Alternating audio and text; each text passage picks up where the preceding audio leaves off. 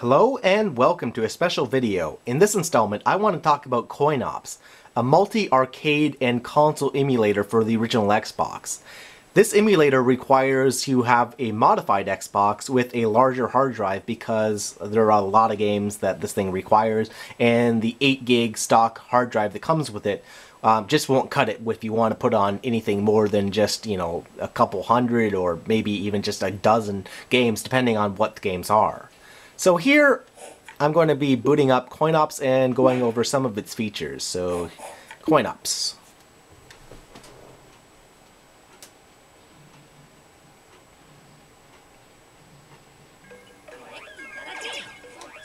When CoinOps boots, it boots into a menu that allows you to choose basically from a whole list of games, all alphabetically or whatever order you want. The controls are very simple. You interface them through the directional pad, and you can also use the analog stick. You can quickly cycle through games using the analog stick or the 2 shoulder triggers, as well as pick out favorites and do all sorts of things. So I'm going to boot a game here. This is Alex Kidd. This is the Alex Kidd arcade game. Came to the Master System as Alex Kidd and Lost Stars. So a game boots up. Find the miracle ball. Now you might notice that the aspect ratio changed. That's because I have the aspect ratio completely stuck to a 4:3 or stuck to a 1:1 aspect ratio, where it uses uses 1 pixel for give you the exact same resolution as the original arcade game. Whoops. You can change this if you want, as well as do all sorts of other things. The emulator is very multi-featured that way. As well, if you hold down back and press the white button, you can bring up a cheats menu, which allows you to access a number of cheats, although this game doesn't have any, as well as remap the controls, change some dip switch settings, tell you some technical information about the original game, as well as, simply return. To get out of a game, you press back and start together.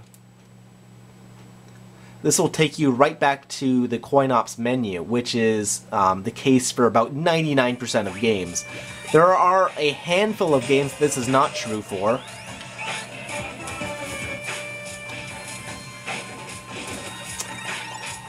So we're going to boot up something else. I don't know. Let's try another arcade game. I'm going to do one of my favorites.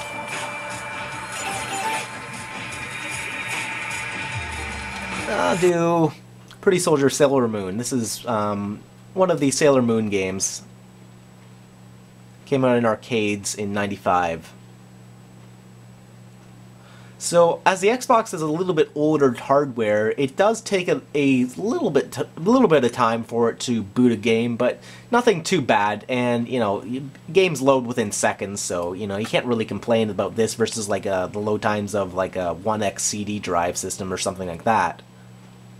Depends on the game. Some games, will boot faster or slower depending on what they are. The Neo Geo games are probably the biggest offenders, taking, maybe a minute and a half to load, some of the later, Metal Slug 4 or 5.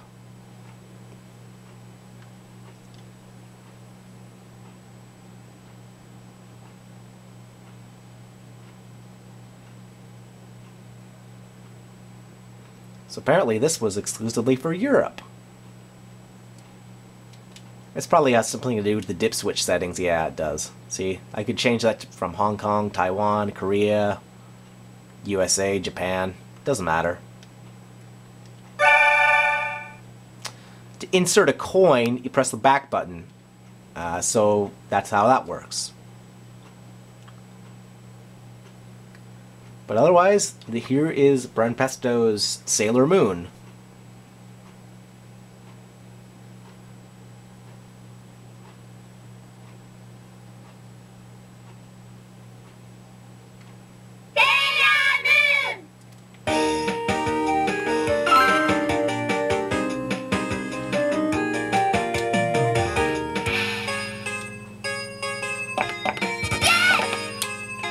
This game was also available for the Super Famicom. The Super Famicom version is essentially the same game, it's just a port.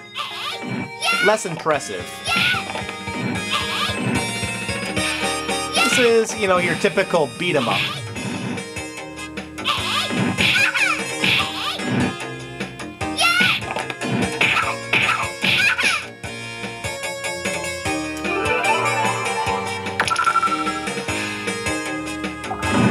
Of course, you can go back, and now we're going to boot something else.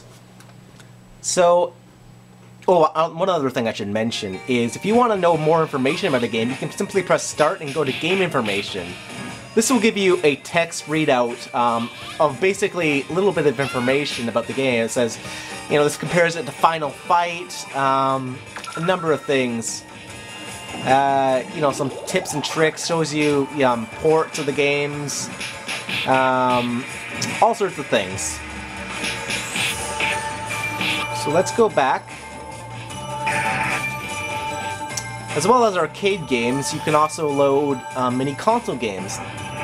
Here are Amiga games.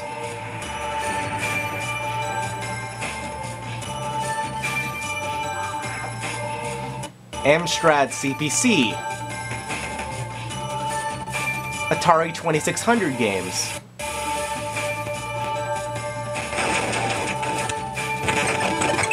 So, we're gonna go through the 2600 games. Let's see.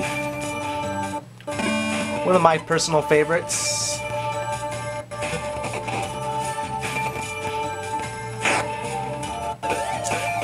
As well as some games that never came out. Here's Pac-Man 4K, which is a homebrew Pac-Man game that is actually good Pac-Man on the Atari 2600. Crazy, right?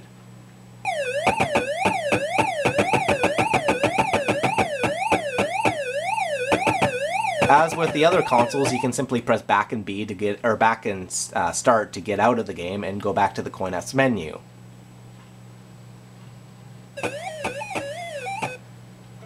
It's the Atari ST, ColecoVision, Commodore 64, the Game Gear, original Game Boy, Game Boy Advance, although I don't know why that's in reverse order, but it is. Game Boy Advance, and then Game Boy Color, of course. Classic refers to games that the Xbox considers classic. I don't really know what this category really is. I mean, it lists like Black, which is an Xbox game, and then it lists Doom and Doom 2 and you know, Halo.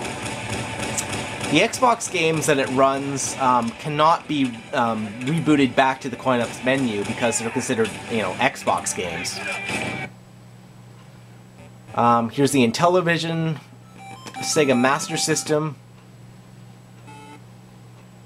the Mega CD, which is the Sega CD.